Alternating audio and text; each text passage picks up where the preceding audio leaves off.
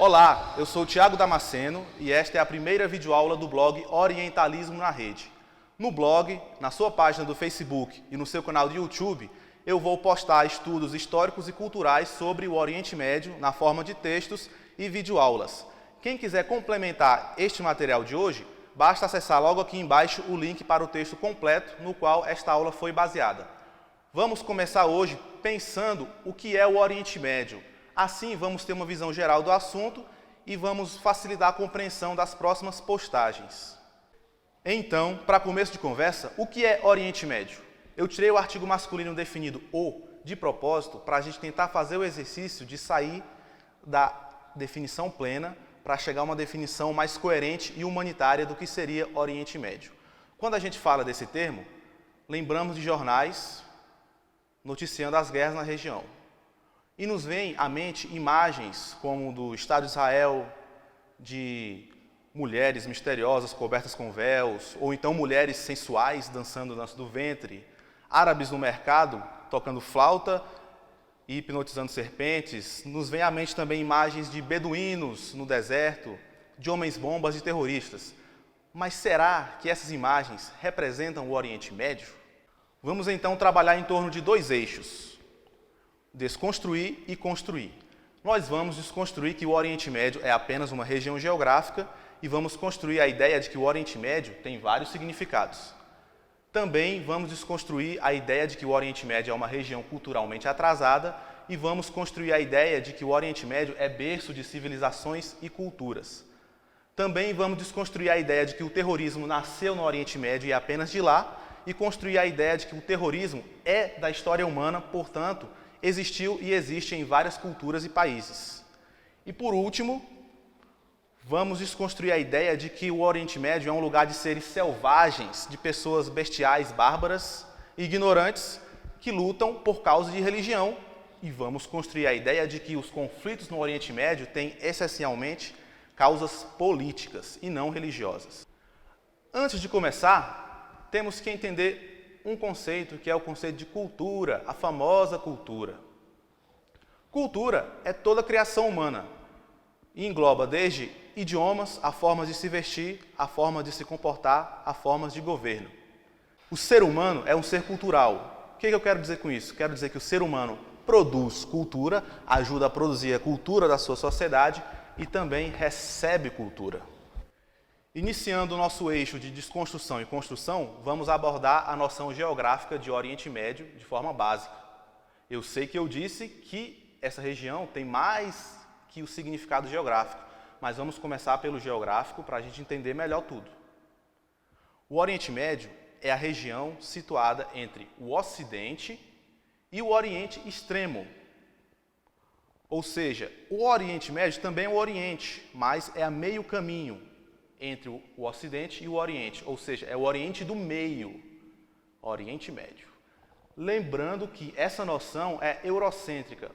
O que eu quero dizer com noção eurocêntrica? Quero dizer que em determinado momento da história, os países europeus, devido aos seus poderes políticos e culturais, se achavam centro do mundo e assim dividiram, a partir deles, Norte, Sul, Ocidente ou Oeste e Oriente ou Leste. O que nós entendemos hoje como Oriente Médio geograficamente é composto por 16 países. É uma região formada por 16 países. Cada país tem sua trajetória histórica e suas características peculiares, cada um com sua característica própria, mas eles têm muito em comum no campo cultural, político e econômico. Então, para entender o Oriente Médio, nós vamos ter essa noção de que a região toda abarca 16 países, que são Egito, Arábia Saudita, Omã, Iêmen, Catar, Emirados Árabes Unidos, Bahrein, Kuwait, Iraque, Irã, Turquia, Síria, Líbano, Israel, Jordânia e Afeganistão. De forma geral, a economia desses 16 países gira em torno do petróleo, que é a principal riqueza natural da região. Para vocês terem uma noção da importância do Oriente Médio na geopolítica mundial, na primeira década dos anos 2000, cerca de 60% das reservas de petróleo do mundo estavam na região. Isso explica o interesse das elites locais e das potências estrangeiras na região. Então, nós tivemos essa noção de que o Oriente Médio é a região geográfica no meio entre a Europa, o Ocidente e o Extremo Oriente, formada por 16 países. Mas tem algo a mais do que isso, principalmente no campo das ideias e das representações. A primeira vez que a gente viu um estudo sobre isso foi em 1978, em um livro chamado Orientalismo, o Oriente como Invenção do Ocidente, do intelectual norte-americano Edward Said, de origem palestina. No seu livro, Edward Said defende o quê? Ele analisa falas, textos, enfim, discursos, e chega à conclusão de que o Ocidente criou uma imagem do Oriente. Essa imagem, como é essa imagem? Essa imagem é uma imagem de um Oriente atrasado, inferior, exótico, romantizado. Vem daí nossas visões contraditórias, como as mulheres recatadas e com véu, mas ao mesmo tempo sensuais, barriga tanquinho, dançando a dança do ventre, de homens selvagens, primitivos, que lutam simplesmente por causa de religião.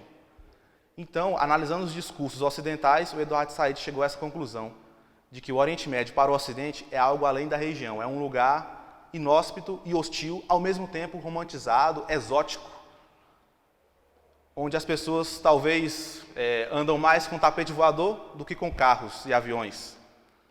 E qual a função disso? Por que o Ocidente fez isso? Para se legitimar politicamente.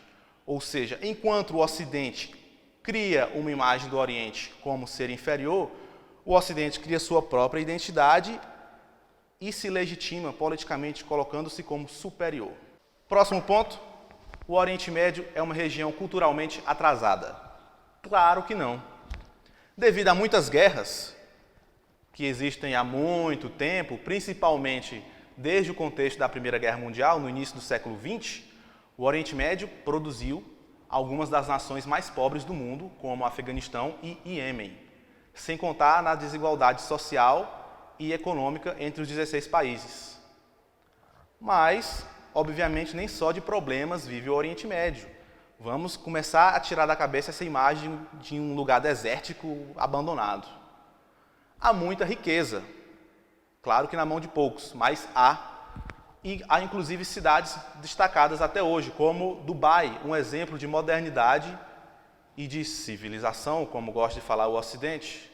Vamos ver aqui uma imagem de Dubai, para nós termos uma noção do que é essa cidade. Eu estava lá semana passada comendo um caviar, só que não. O Oriente Médio também é o berço de grandes sociedades que influenciaram a nossa, influenciaram a história do mundo, como as sociedades mesopotâmica e egípcia, que cada uma tinha suas grandes invenções. A sociedade mesopotâmica criou a escrita cuneiforme, a sociedade egípcia a escrita hieroglífica. São de povos do Oriente Médio o primeiro alfabeto sistematizado, que é o alfabeto fenício, do povo fenício. Esse alfabeto influenciou o alfabeto grego, que influenciou o alfabeto português. E o que se faz com o alfabeto? Com línguas, com idiomas? Se contam histórias. São clássicas histórias como Aladim e a Lâmpada Maravilhosa e Ali Babá e os 40 Ladrões. Histórias fictícias que muito alimentaram o imaginário do Ocidente. Também são do Oriente Médio outras invenções culturalmente sofisticadas, como a arquitetura. Basta ver em cidades importantes hoje, como Bagdá e Córdoba, na Espanha. Apesar de Córdoba ser uma cidade ocidental, teve muita influência da cultura árabe islâmica. Próximo ponto, o terrorismo nasceu do Oriente Médio e vem apenas de lá. Claro que não. Eu vou me basear nos estudos do historiador norte-americano Caleb Carr para falar sobre o terrorismo hoje. Segundo esse historiador, o terrorismo é uma forma de guerra. Não podemos entender como um conflito à parte, embora tenha um caráter excepcional devido ao terror cênico que causa. Lembrando o 11 de setembro, é uma coisa cinematográfica ver um jato bater em um prédio, o prédio cair. Embora tenha esse caráter espetaculoso, o terrorismo é uma forma de guerra. Portanto, os terroristas devem ser considerados soldados. Isso é uma noção polêmica, porque o termo soldado leva uma noção de honra, de dignidade, mas o terrorista deve ser considerado um soldado porque ele é armado, treinado e organizado. Então é isso que esse historiador Caleb Carr defende. E o terrorismo, de forma básica, é o ataque proposital a civis, para lhes causar terror e para lhes fazer desaprovar políticas no seu território. Nisso, o terrorismo sempre vai falhar, sempre falhou e sempre vai falhar. Por quê? Porque nunca um país, uma região atacada, ela vai chegar a concordar com um terrorista de que deve desaprovar determinada política. Infelizmente, a violência vai gerando mais violência e o ciclo não para. Mas eu falei que o terrorismo sempre falhou e falha. Ou seja, o que eu quero dizer com isso? O terrorismo não é de hoje, não é uma coisa contemporânea. Não começou com Osama Bin Laden, Al-Qaeda, no 11 de setembro. O terrorismo é da história humana. Desde a antiguidade, existem ataques propositais a civis que causam terror. Na Idade Média, por exemplo, causava terror às pessoas o inimigo sequestrar o sucerano, um senhor feudal. Causava terror para a comunidade daquele feudo e para os seus vassalos. Então vamos entender isso, que o terrorismo é uma forma de guerra e é da história humana, infelizmente. Então não é exclusivo do Oriente Médio, tampouco do Islã. O que temos hoje são grupos que se dizem religiosos e usam argumentos religiosos exagerados para justificar suas matanças e suas buscas por território e poder. Também havia grupos que se diziam judeus, como o Irgun e o Stern, no contexto da imigração sionista à Palestina, que vamos ver futuramente, e grupos também em outros países, como o grupo Pátria Basca e Liberdade, na Espanha, e o Exército Republicano Irlandês, no Reino Unido. O Oriente Médio é uma região de selvagens e de atrasados que lutam pela religião? Certamente que não. Vamos desconstruir essa ideia. No cotidiano e na mídia a gente vê que as causas dos conflitos são o quê? Religiosos. É o judeu contra o cristão contra o muçulmano contra o judeu e pronto. São concepções superficiais, binárias, chatas, que colocam apenas lados opostos. O bem contra o mal, o branco contra o preto. Não é assim. A história nos mostra que as causas dos conflitos são essencialmente, principalmente, políticas. Um exemplo. Do século VIII ao século XV, a presença árabe-islâmica foi significativa na Península Ibérica, onde hoje é Portugal e Espanha. Havia conflitos? Havia, mas também havia momentos de paz e intercâmbios culturais, ou seja, trocas, contatos entre culturas. Lembrando que o Oriente Médio nunca esteve isolado do resto do mundo, suas sociedades, suas civilizações sempre estiveram em contato com outras. Então, na Península Ibérica, os árabes muçulmanos muito entraram em contato com cristãos e houve intercâmbios culturais. A língua espanhola e a nossa língua portuguesa tem muito do idioma árabe, por exemplo, e nossas cidades também.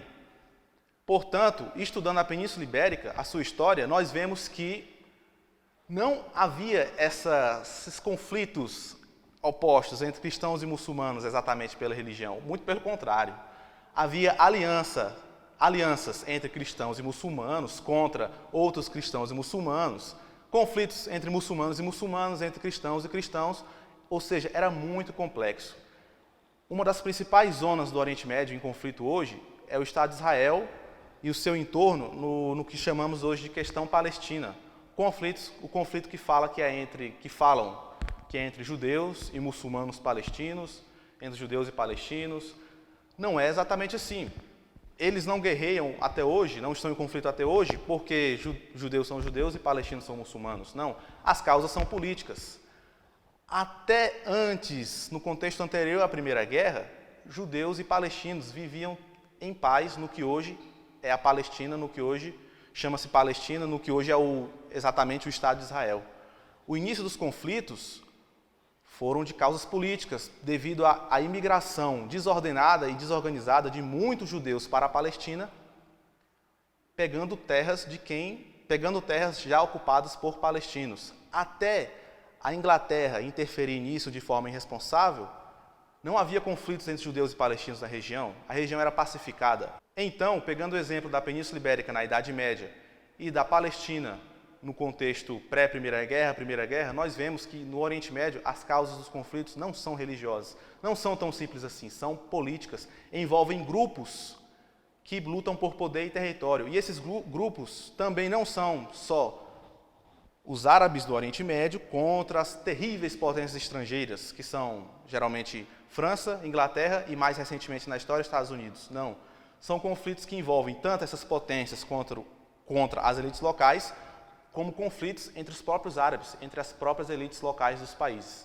Então a história nos mostra isso, que a realidade não é binária, não é simples. Pelo contrário, é muito complexa e permeada por conflitos entre diferentes grupos, cada um com seus interesses. Então, pessoal, nossa aula acaba aqui. Muito obrigado a todos pela vontade, pela paciência e pelo carinho em assistir. Espero que tenham gostado. Quem gostou, eu convido a curtir a página Orientalismo na Rede no Facebook e a se inscrever no nosso canal logo aqui embaixo.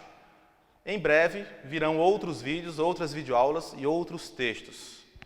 Muito obrigado, um abraço a todos e que a paz esteja com todos.